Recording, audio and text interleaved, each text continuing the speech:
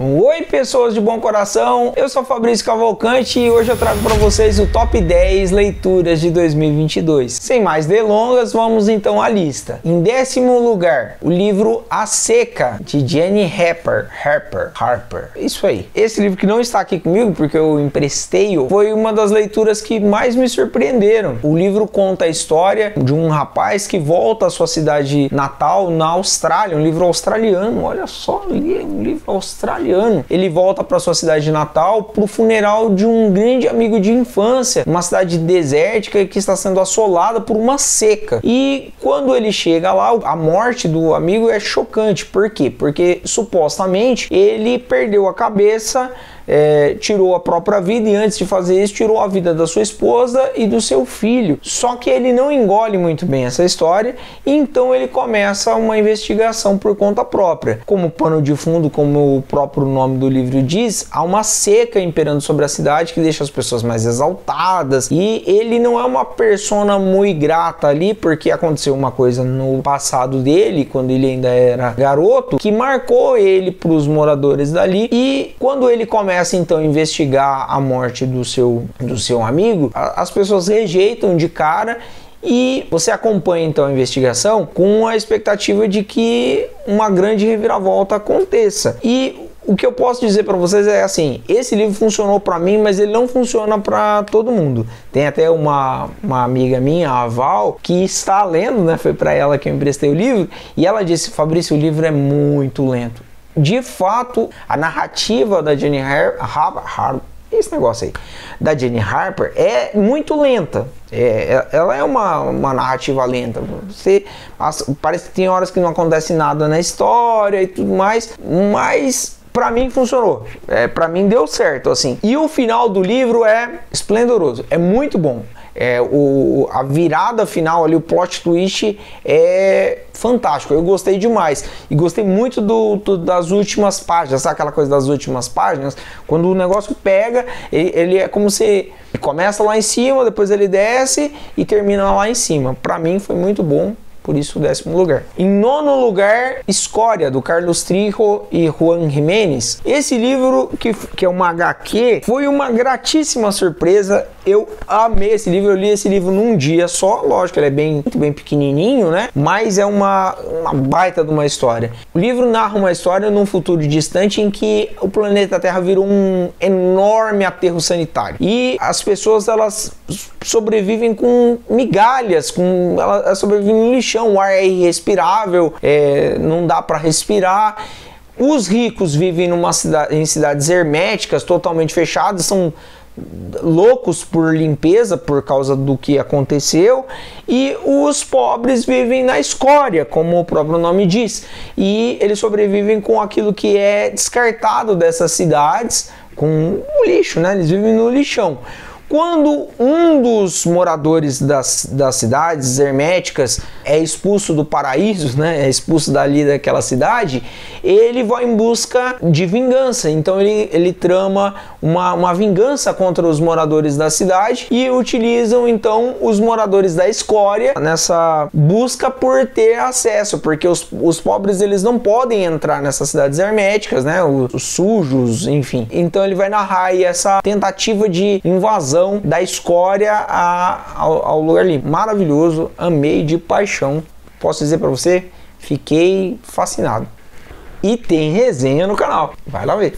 Em 8º lugar, Vertigo, de Boileau e Narceja. Esse livro, que foi escrito a duas mãos, é um dos suspenses mais famosos, talvez, do cinema, né? O filme de 1958 do Alfred Hitchcock, filmado por Alfred Hitchcock, Um Corpo que Cai, você já deve ter ouvido falar, ou pelo menos ter visto a famosa cena do corpo que cai, conta a história de um investigador, Flavier, que é contratado por um antigo colega de faculdade para investigar a própria esposa dele. A mulher apresenta alguns sinais de insanidade, ela fica olhando pro rio de forma estranha, fica se portando como a sua bisavó, que ela não conheceu, e o Flavier acaba então perdidamente apaixonado por ela, mas isso não impede que ele continue a investigação como o seu colega pediu, como a pessoa contratou ele lá, o Gevin, acho que chama o personagem. E a cada vez mais você vai mergulhando numa atmosfera em que mostra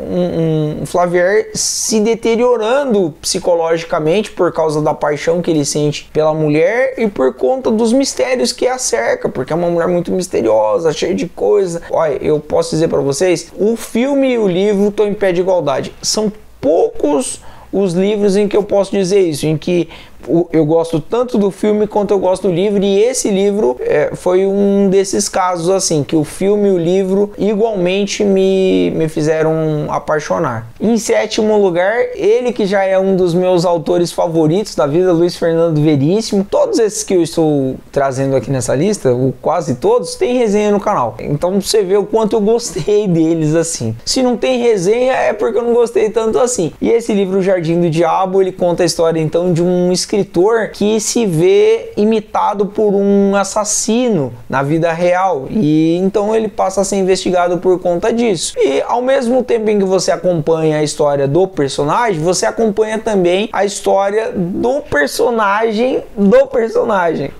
porque ele é escritor, então ele conta as aventuras do Conrad, um marinheiro que tenta livrar o mundo de um vilão cruel chamado o Grego, que de alguma forma parece que está surgindo na vida real também. Um livro engraçadíssimo, já é chovendo molhado, que eu sou apaixonado por Luiz Fernando Veríssimo, e esse livro é mais um que caiu nas minhas graças, com certeza. Em sexto lugar, eu fiz lá no começo do ano, não sei se foi, acho que foi no começo do ano, no final do ano passado, calhamaços que eu gostaria de ler. Esse foi um dos pouquíssimos que eu consegui ler ao longo desse ano, só confesso. E que livro maravilhoso, assim. Foi a minha primeira experiência com a literatura japonesa, né? Koshun Takami. Conta a história então de um país autoritário, de uma distopia em que o país autoritário separa estudantes do ensino fundamental e levam eles para uma ilha para duelar entre eles. Dão a eles uma arma, um kit de sobrevivência, e eles entram numa espécie de jogos mortais adolescentes, em que eles precisam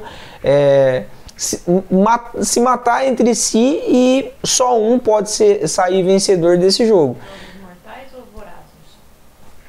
Jogos vorazes, né? Jogos vorazes. Eu falei jogos mortais, jogos vorazes. E você se vê assim na torcida, é inevitável porque você vai conhecendo os personagens, você acaba escolhendo um para torcer. E é um livro assim que é repleto de ação do começo ao fim. E eu gostei muito, assim, todas as resenhas, tudo que eu tinha escutado falar do livro se concretizou de fato e valeu muito a pena a leitura desse tijolão aqui. Agora que a gente está chegando na reta final do vídeo, que tal deixar aquele like maroto para ajudar na divulgação do canal? Vai lá, aperta, não custa nada para você, me ajuda demais. Também, se você é novo aqui no canal, se inscreve no canal, vamos lá. A minha meta é chegar a 700 inscritos antes do final de janeiro. Você pode me ajudar? Me ajuda lá. Vamos lá, quinto lugar, Rebelde, do Bernard Cornwell. Tem alguns escritores, tem alguns livros na estante que a gente fica protelando, fala, eu vou ler, e acaba não lendo, fica empurrando com a barriga, pega uma coisa, pega outra para ler e fica empurrando. E o Bernard Cornwell era um que eu já tinha muita vontade de ler. E que satisfação eu tive em ler Rebelde. O livro conta a história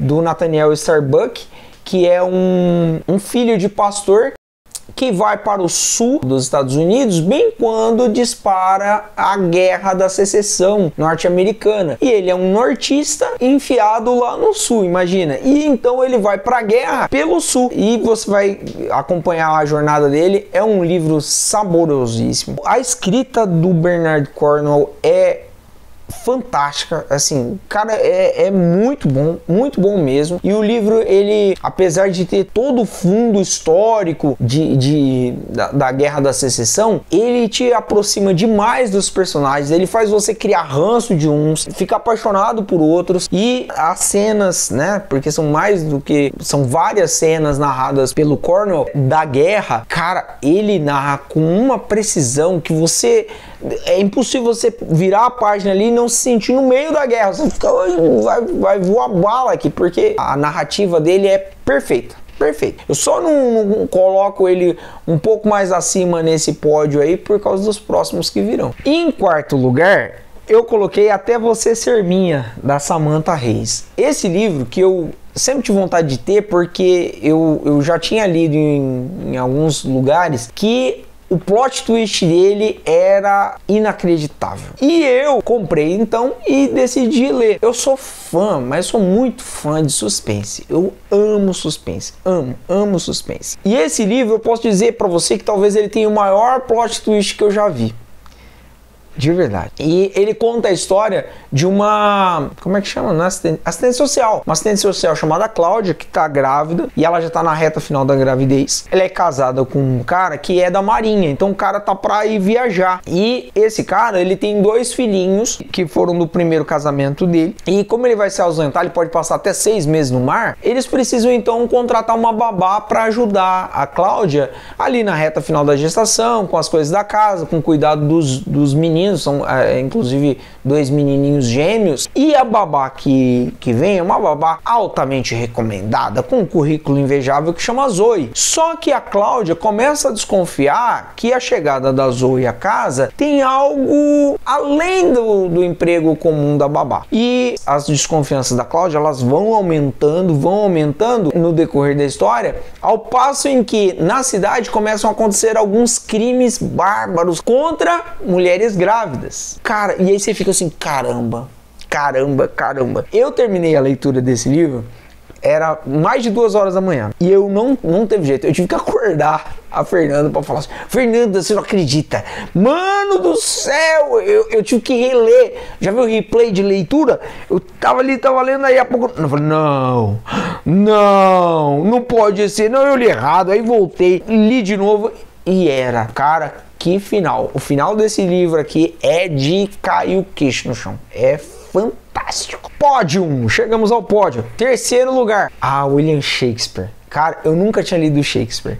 Li Hamlet. E eu posso dizer que coisa de louco que é Shakespeare, velho. Que coisa de louco. Tudo que se diz aí afora assim, é uma leitura fácil? Não é. Eu falo disso lá na resenha que tem no livro. É uma leitura fácil? Não é. Mas é uma leitura extremamente prazerosa, tão bem construída e tão rica que assim, você fala assim, cara, eu tenho que ler tudo do Shakespeare. Eu tenho que ler Shakespeare, mas vale o 3º lugar. Hamlet. Hamlet, é Shakespeare, não precisa dizer mais nada. 2º lugar, Ender's Game, o jogo do exterminador do Orson Scott Card. Essa ficção científica, ela é brilhante. A Terra está sendo ameaçada por uma espécie de alienígenas que está para dizimar a humanidade. Essa que é a verdade. Então, um governo mundial que é estabelecido convoca algumas crianças para participarem da escola de combates. E nessa escola de combates, então, eles são treinados para se tornar soldados. E aí você fica pensando logo de cara assim, pô, uma criança superdotada, uma criança vai combater, e aí depois você vai entender. Olha, pensa num livro perfeito. É esse livro, cara. Perfeito. O filme que tem o Harrison Ford e tal, não chega nem aos pés do livro. Não chega.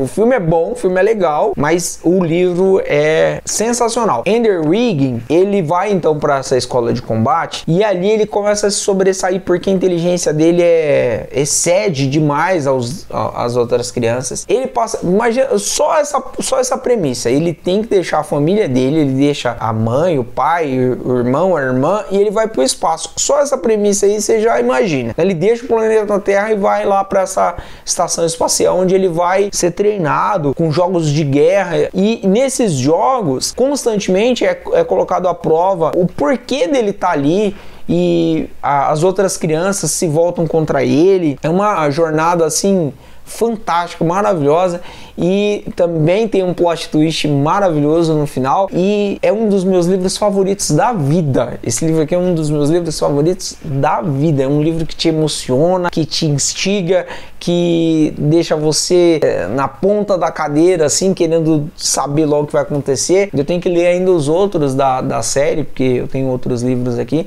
não tenho todos, mas tem mais alguns, eu quero ler o mais rápido possível. Orson Scott Card. E a Fernanda comentou aqui, é verdade. A capa, que é a capa do livro, não condiz com o que é o livro, cara. E isso eu acompanho os outros livros dele também. E tem uma outra situação também. Como que tem alguns autores que são tão bons, e as editoras brasileiras não dão a devida atenção, porque Orson Scott Card é Meu Deus do céu, meu Deus, não tem outra palavra. É meu pai. Não é possível que uma editora não faça uma capa melhor do que isso daqui. E eu não compraria pela capa. Na semana passada eu gravei o vídeo então de um livro top, um livro maravilhoso, que pouca gente fala. E esse livro é o primeiro livro. Estou enrolando aqui um pouquinho para ganhar sua audiência, mas quero te dizer o seguinte: eu sei que muita gente, quando eu disser o primeiro lugar, vai torcer o bico. Eu sei disso, mas como eu disse, a minha intenção aqui é falar do meu gosto pessoal. Esse ano eu me dediquei muito eu estou escrevendo um livro, eu estou escrevendo um suspense. E por isso eu me dediquei muito aos livros de suspense. Eu já sou apaixonado por suspense, sou apaixonado por thrillers, enfim. E esse livro, ele ganhou meu coração, não tem jeito. Então o primeiro lugar vai para Hannibal, A Origem do Mal, do Thomas Harris. Eu já falei dele aqui e eu não quero ser repetitivo, mas esse livro, ele me pegou de uma forma tremenda, porque a história, ela te faz considerar e entender o porquê o Hannibal é um psicopata canibal. Assim, não justifica, mas te faz entender. E esse livro, ele é muito bem escrito. Todas as fases do livro despertam em você a vontade de continuar lendo, e é isso que eu gosto num livro de suspense, que é aquela coisa assim do que vai acontecer agora? O que vai acontecer agora? Você fica constantemente pensando, e meu Deus, como é que vai terminar isso? Eu falei lá no outro vídeo que o Hannibal, que esse livro do Hannibal, ele é mais uma história de vingança. É a vingança de Hannibal contra homens maus que fizeram atrocidades contra a família dele. Então merece primeiro lugar, com certeza. Mas e aí? Qual é o seu livro favorito desse ano? Fala pra mim, deixa nos comentários aqui quais foram suas melhores leituras deste ano. Tá bom? Esse foi o vídeo de hoje, espero que você tenha gostado. Não deixe de ver os outros vídeos do canal se você ainda não os viu. E um beijo no seu coração, até a próxima.